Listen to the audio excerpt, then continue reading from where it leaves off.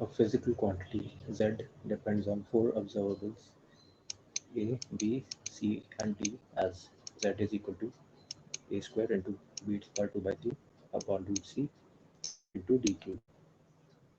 The percentages of error in the measurement of A, B, C, and D are 2%, 1.5%, 4%, and 2.5% respectively.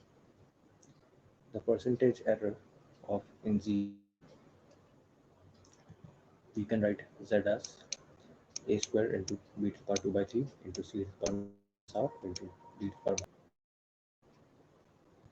100 into dz by z percent is 2 into dA by 8 plus 2 by 3 into dB by B plus half into dC by C plus 3 into dd into 100%.